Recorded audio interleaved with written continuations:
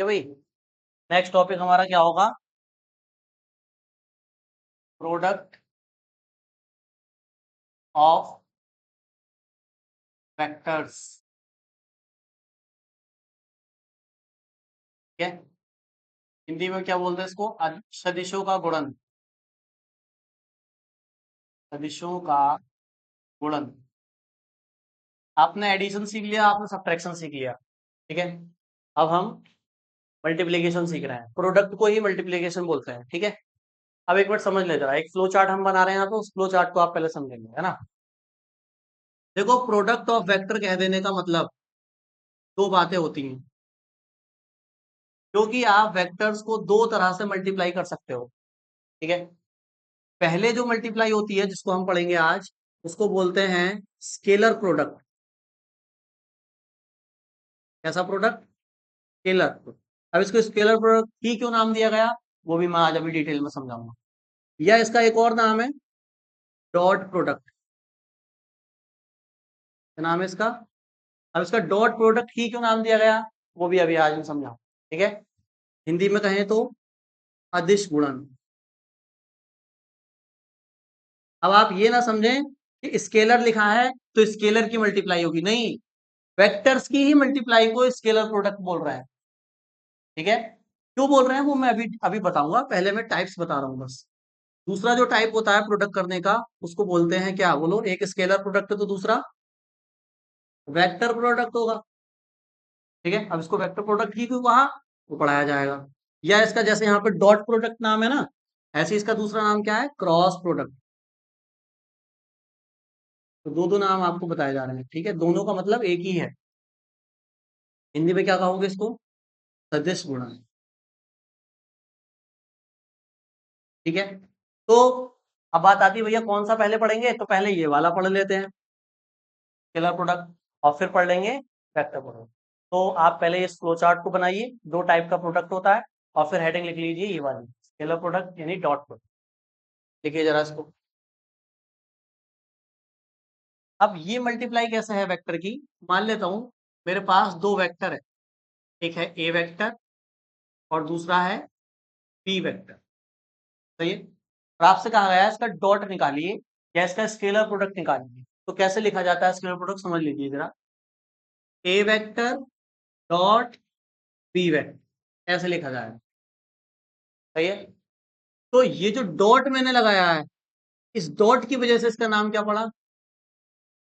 Dot product. Dot vector नहीं ले ली, dot vector कहाँ लिखा है अभी? हाँ, मुंह से निकल गई, दिमाग पे चल गई। तो डॉट प्रोडक्ट क्यों बोला इसको, समझ गए? क्योंकि बीच में क्या लगा हुआ है? डॉट। अब आंसर क्या आएगा इसका? तो देखो इसका आंसर क्या है, इसका फॉर्मूला क्या है? क्या करना है आपको? जो ए वेक्टर है इसका मैग्नीट्यूड लिखना है। मैग्नीट्यूड समझ रहे हैं ना? बी वेक्टर का भी क्या लिखना है? मैग्नीट्यूड। और लगा देना है कॉस थीटा। अभी फॉर्मूला आया कहां से वो भी मैं अभी बताऊंगा। फिलहाल आप डायरेक्ट अभी के लिए याद रखो कि ए वेक्टर का अगर बी वेक्टर के साथ डॉट कर रहे हैं तो कैसे लिखा जाता है? ए वेक्टर का मैग्नीट्यूड इंटू में बी वेक्टर का मैग्नीट्यूड और इंटू में कॉस थीटा। ये फॉर्मूला रहता है। यहाँ पे जो थीटा है वो है किस किस के बीच का angle? Angle between A vector and B vector. जैसे मान लेते हैं ये है मेरे पास बी वेक्टर और ये है मेरे पास ए वेक्टर, तो इन दोनों के बीच कुछ एंगल है ना ये वाला, इसको मैं क्या कह रहा हूं? थीटा। इसकी वैल्यू आपको क्वेश्चन में दी होगी, नहीं तो क्वेश्चन में एंगल निकालने के लिए भी पूछा जा सकता है। सही है, समझ में आया क्या फॉर्मूला है इसका? अब ये फॉर्मूला कैसे आया, इसका मतलब क्या है, वो मैं भी समझाऊं। पहले आप इसकी डेफिनेशन लिखो, फॉर्मूला नोट करो। डेफिनेशन लिखो, the scalar product of two vectors, और इंग्लिश में लिख लो, the scalar product of two vectors is equal to the scalar product of two vectors is equal to the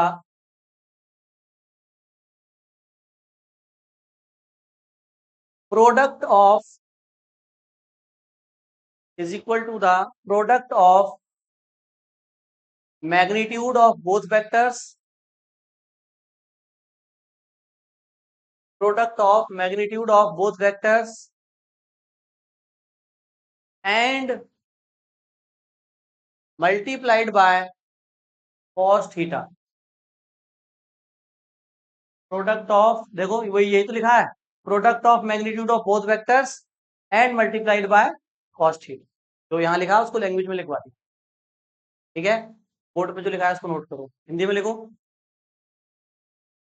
दो सदिशों का अदिश गुणन, तो नोट कर लो बोर्ड पर से। दो सदिशों का अदिश गुणन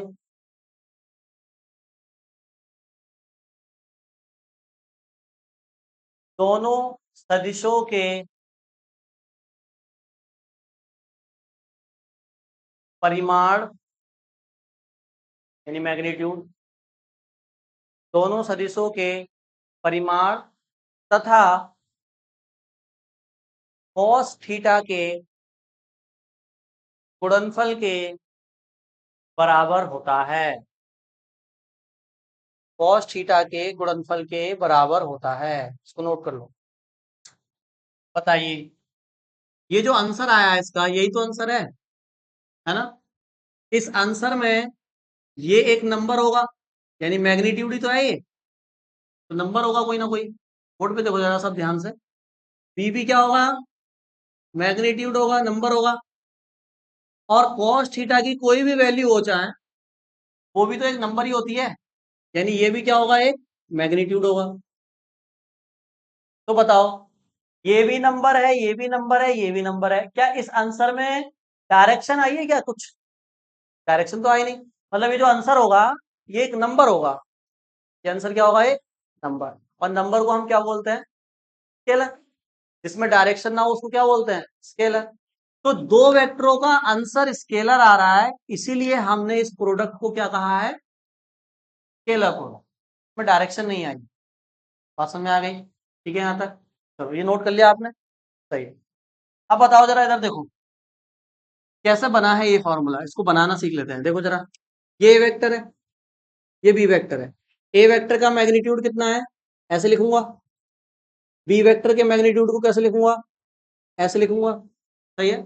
अब मैं तुमसे कहूं कि इस बी वेक्टर, ये जो वेक्टर है कितने एंगल पर है, थीटा एंगल पर। इसके दो कंपोनेंट कर सकता हूं नहीं, बी वेक्टर के।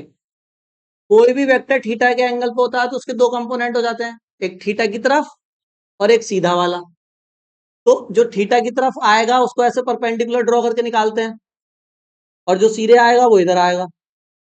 तो कोई बता सकता है जो थीटा की तरफ कौन सा कंपोनेंट आएगा बी का, इधर कौन सा आएगा नीचे की तरफ, बी का थीटा की तरफ कौन सा कंपोनेंट होता है, तो पढ़ाया था भूल गए।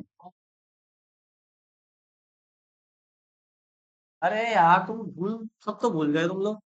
ऐसे बताया था कि ए वेक्टर है अगर थीटा एंगल पर, तो इसके दो कंपोनेंट होते हैं, एक इधर और एक इधर। तो इधर कौन सा आता था, ए कॉस थीटा, और इधर कौन सा आता था, यही तो कंपोनेंट थे। मैंने कहा था डायरेक्ट याद रख लो, जो थीटा की तरफ है वो कॉस थीटा, और जो थीटा की तरफ नहीं है वो, डायरेक्ट कहा था नहीं कहा था। तो बी का थीटा की तरफ कौन सा कंपोनेंट आएगा, बी कॉस थीटा, है ना, बी कॉस थीटा। और जो इधर आएगा वो क्या क्या आएगा, बी साइन थीटा, ये बी साइन थीटा, और ये बी कॉस। बताओ ये जो नीचे लिखा है अब मैंने, ये क्या लिखा हुआ है, ए वेक्टर का मैग्नीट्यूड, बी वेक्टर का मैग्नीट्यूड और कॉस, यही तो डॉट है, ए वेक्टर डॉट बी वेक्टर का। बात समझ में आ रही है।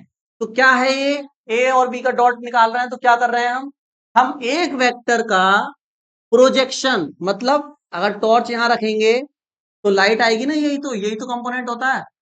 एक वेक्टर का प्रोजेक्शन दूसरे वेक्टर के ऊपर ले रहा है।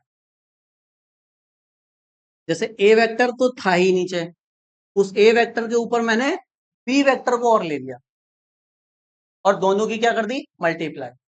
उसी को क्या बोल रहा हूं, डॉट।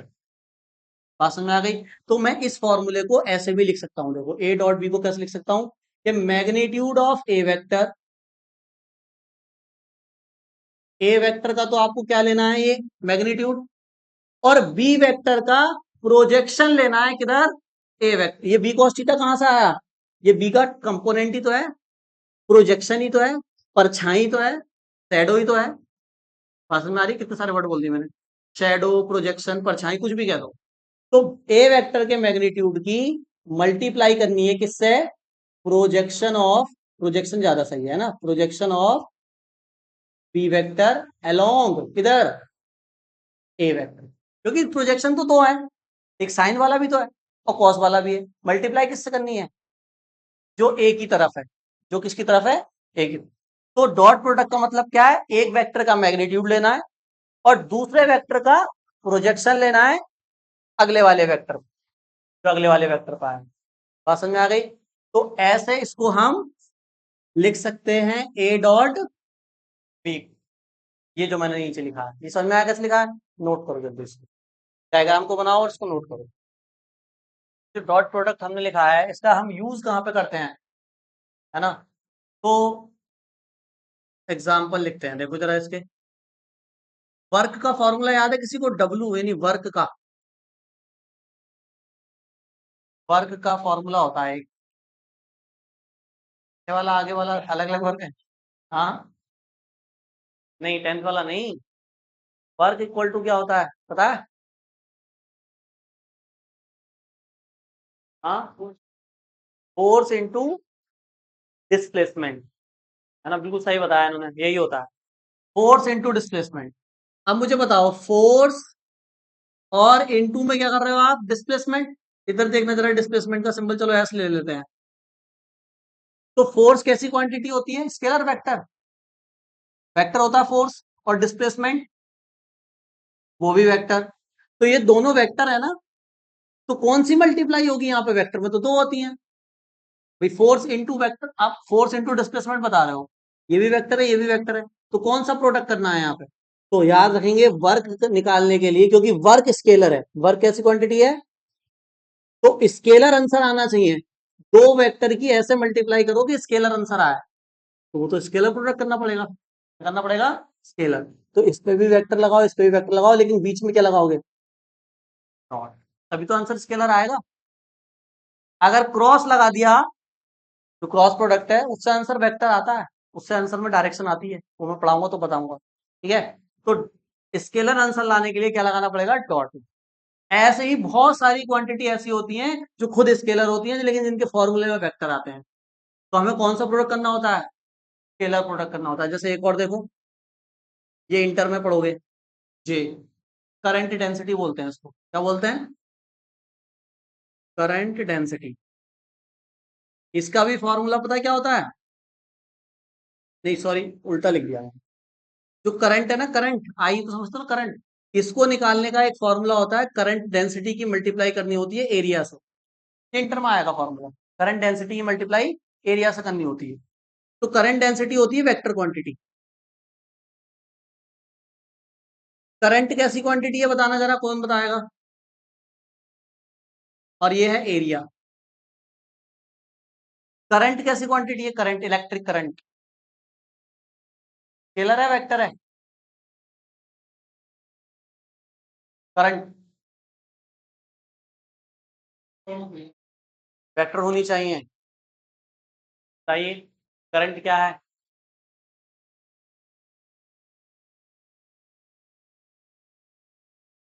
स्केलर है करंट, आप बताओ वेक्टर, आप बताओ, स्केलर है करंट, आप बताओ।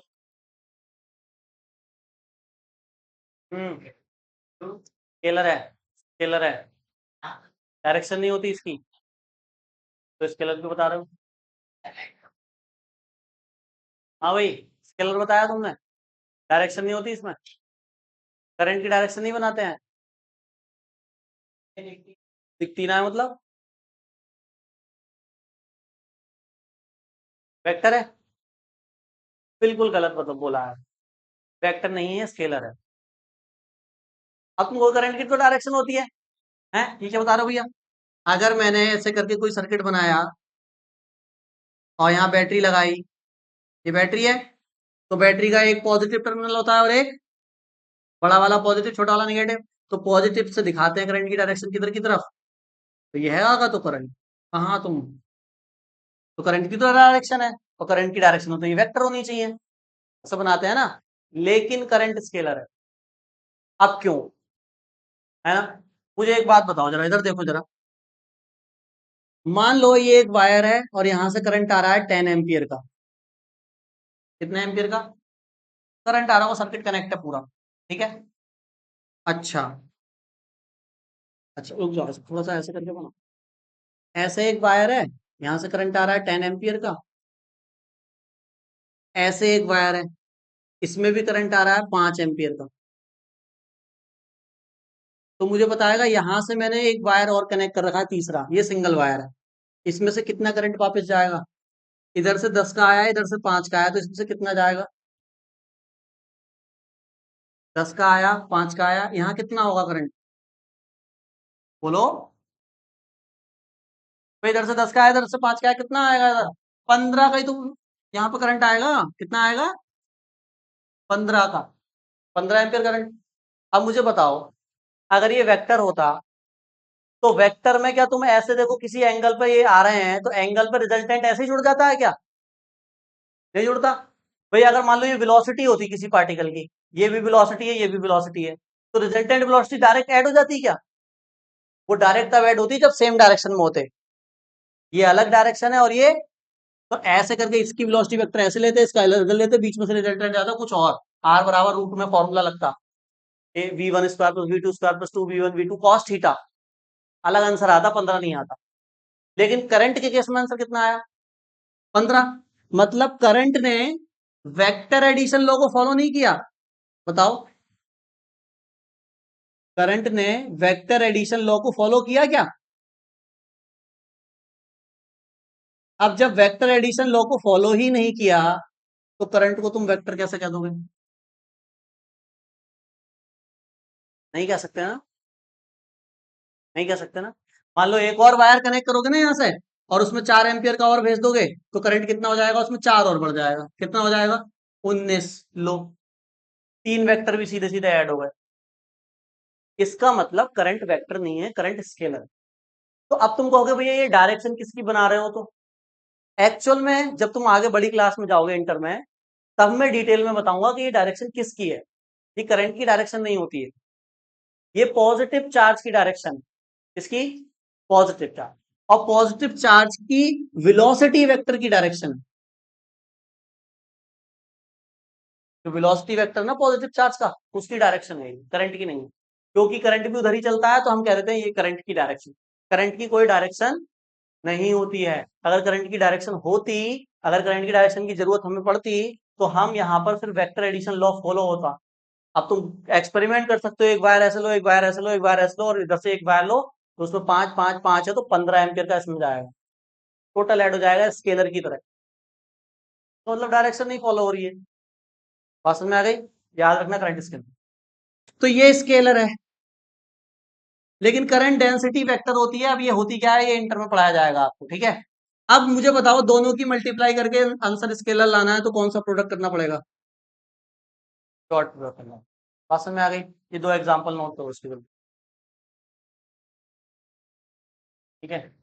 नेक्स्ट हेडिंग लिखेंगे, प्रॉपर्टीज ऑफ स्केलर प्रोडक्ट, अदिश गुणन के नियम, नियम नहीं सॉरी गुण, ठीक है। अब इधर देखो, ये थीटा क्या होता है, दोनों के बीच का एंगल, सही है। मुझे बताओ, इफ थीटा 0 है, थीटा कितना कर दिया मैंने, 0 डिग्री कर दिया, क्या आएगा A dot B, A vector dot B vector की वैल्यू क्या आएगी, बताओ क्या आएगी, चेक करो फॉर्मूला। अच्छा, इसको ब्रैकेट को मैं ऐसे भी तो लिख सकता हूँ सीधे सीधे ए, ये भी तो मैग्नीट्यूड ही होता है, फिर ब्रैकेट लगा के लिखूं या सीधे सिंपल वेक्टर हटा दूं तब भी वो मैग्नीट्यूड ही बन जाता है, शॉर्ट में ऐसे भी लिख सकते हैं। तो ए बी कॉस 0, कॉस 0 कितना होता है, कॉस 0 कितना होता है, 1 होता है ना। तो ए डॉट बी किसके बराबर आ गया, देखो ए इंटू बी के। अब आप इसको डायग्राम में समझ पा रहे हैं, अगर ए वेक्टर ये है, सही है, और जो बी वेक्टर है वो किसके ऊपर है? एंगल अगर 0 है तो ए के ही ऊपर है। तो कोई प्रोजेक्शन आया क्या?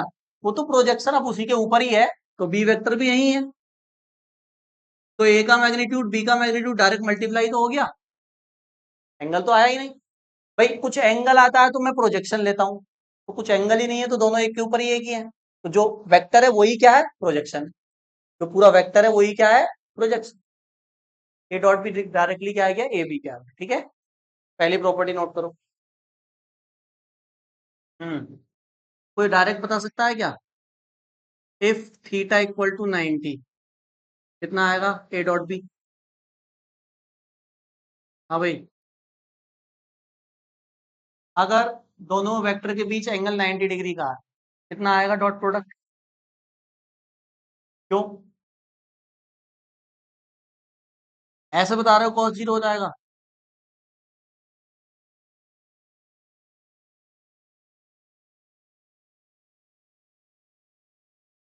ऐसे डायग्राम में इमेजिन कर पा रहे हो? नहीं डायग्राम से जीरो क्यों आ रहा है? कर पा रहे हो? क्या कर पा रहे हो बताओ? ए बी कॉस 90, ये तो तुम फॉर्मूले से बता दिया तुमने। फिर कॉस 90 जीरो होता है तो इसका आंसर भी क्या आ गया? तो अगर दो वेक्टर आपस में परपेंडिकुलर हैं, 90 डिग्री का मतलब वही तो है, तो उनका डॉट जीरो आता है। चेक कर लेते हैं क्या है मतलब है इसका। यानी बी वेक्टर ऐसे है और ए वेक्टर ऐसे है। सही है। अब मैं यहाँ कोई टॉर्च रखूं और टॉर्च मारूं तो मुझे कोई प्रोजेक्शन मिलेगा क्या बी का? बी की कोई परछाई मिलेगी ए के ऊपर? नहीं मिलेगी। तो प्रोजेक्शन कितना है? जीरो। तो डॉट भी कितना आया? बात समझ आ रही है? नोट कर लो। Property number 3। बहुत सारी प्रॉपर्टी है इसके पास, बहुत मालदार पार्टी है। प्रॉपर्टी ही प्रॉपर्टी है भाई। नहीं नहीं, कितनी प्रॉपर्टी खरीद कर डाल लगी, देखो जरा अगली प्रॉपर्टी देखो। कह रहे हैं कम्यूटेटिव लॉ। कौन सी प्रॉपर्टी है? कम्यूटेटिव लॉ, क्रम विनिमय नियम। चेक करो जरा। कम्यूटेटिव लॉ एक लॉ होता है, इसको चेक करते हैं हम। कैसे? अगर हम ए की बी से मल्टीप्लाई करें, सुनो जरा, ए की बी से करें या पलट दें अब दोनों को, बी की ए से करें, अगर दोनों साइड से आंसर सेम आया तो हम कहते हैं क्यूमुलेटिव लॉ फॉलो हो रहा है। और अगर ए की बी से करने पे कुछ हो रहा है, बी से बी की ए से करने पे कुछ हो रहा है, आंसर अलग अलग आ रहे हैं, तो हम कहते हैं क्यूमुलेटिव लॉ फॉलो नहीं हो रहा। स्केलर जो होते हैं, नंबर जो होते हैं, जैसे 5 की 3 से कर लो आप तो कितना आएगा? 15। और फिर 3 की 5 से कर लो आप, तब भी कितना आएगा? तो हम कहेंगे स्केलर के अंदर यानी नंबर के अंदर क्यूमुलेटिव लॉ फॉलो होता है। ठीक है, अब स्केलर प्रोडक्ट में चेक कर लेते हैं होता है नहीं होता है, बताओ जरा। अगर मैं ए वेक्टर का बी वेक्टर के साथ डॉट करूं या पलट दूं इन दोनों को, बी वेक्टर का ए वेक्टर के साथ डॉट करूं, क्या आंसर सेम आएगा या नहीं आएगा? बताओ जरा जल्दी से। इक्वल आएगा या नॉट इक्वल आएगा? जल्दी बोलो तभी तो रोकूंगा मैं हाथ अपना। क्या आएगा? Equal not equal? अरे जल्दी बोलो। इक्वल आएगा आप कह रहे हो? इक्वल आएगा भाई? है? लॉक कर दिया जाए? चेक कर लेते हैं ना, चेक कर लेते हैं, चेक कर लेते हैं। प्रूफ। ए डॉट बी निकालते हैं चलो। ए डॉट, क्या फॉर्मूला होता है? A B cos theta. अच्छा, और कुछ तो कर ही नहीं सकते इसमें, कुछ थीटा भी नहीं पता, ए भी नहीं पता, बी भी नहीं, तो ही छोड़ दो। बी डॉट ए निकालना, क्या आएगा? B A cos theta. सही है। अब मैंने कहा था ये नंबर ही तो है, ये भी नंबर है, ये भी नंबर है, ये भी नंबर है, ये भी नंबर है, ये भी नंबर है, ये भी नंबर है। अब मैंने ऐसे लिखा 2 3 1, आंसर आया 6। अब मैं ऐसे लिख दूं 3 2 1, आंसर अब भी क्या आएगा? तो सेम ही तो है यार, मल्टीप्लाई में तो आगे पीछे लिख सकते हैं। यानी मैं कह सकता हूं कि ए बी कॉस थीटा बराबर है बी ए कॉस थीटा के। तो ए बी कॉस थीटा किससे बना है? A dot. और बी ए कॉस थीटा किससे बना है? B dot. इसका मतलब क्यूमुलेटिव लॉ फॉलो होगा। होगा, सही है। यहाँ तक नोट करो। थर्ड प्रॉपर्टी करेंगे डिस्ट्रीब्यूटिव लॉ। कौन सा लॉ? डिस्ट्रीब्यूटिव लॉ के dot product distributive law follow करता है नहीं करता है? क्यूमुलेटिव लॉ तो फॉलो करता है, वो तो हमने कर दिया चेक, ठीक है। आप चेक कर रहे हैं डिस्ट्रीब्यूटिव लॉ फॉलो करता है क्या? वितरण का नियम,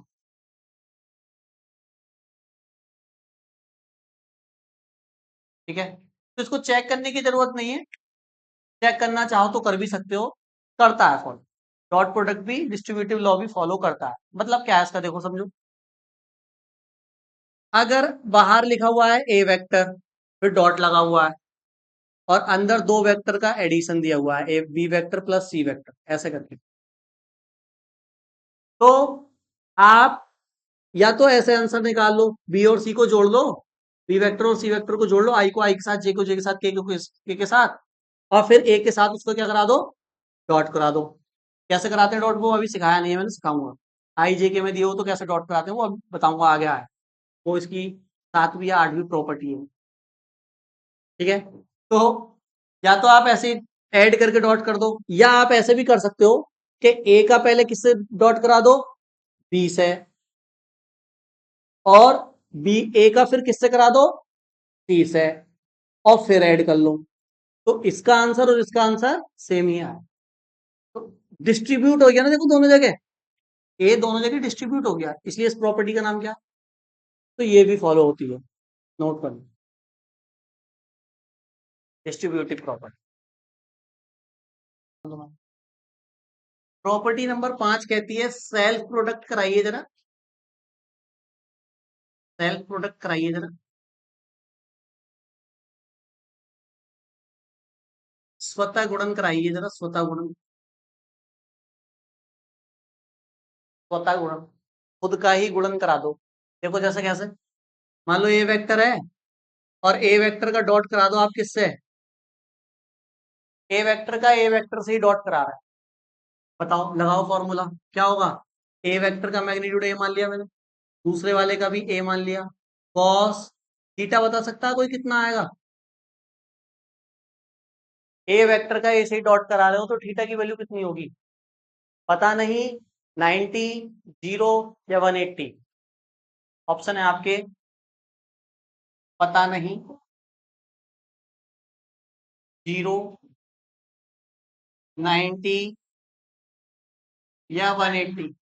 पता नहीं कितनी होगी, थीटा ही हो सकती है, थीटा की जगह कुछ भी आ सकता है, मतलब ऐसे पता नहीं। हाँ, तो पता नहीं, 0 थीटा, क्या क्या आएगा भाई ग्रंथ? 0 होगी, पता नहीं, कुछ भी हो सकती है। अच्छा हाँ भाई, ए पता नहीं, कुछ भी हो सकती है। आप बताओ, नंदिनी, नंदिनी, क्या कौन सा ऑप्शन सही है? ए पता नहीं, तुम्हें नहीं पता, या कुछ भी नहीं हो सकती, मतलब कुछ भी हो सकती है, पता नहीं, ऐसा कह रही हो आप, कुछ भी हो सकती, पता नहीं। हाँ, कौन सा वाला पता नहीं? कुछ भी हो सकती है ना, हाँ हाँ।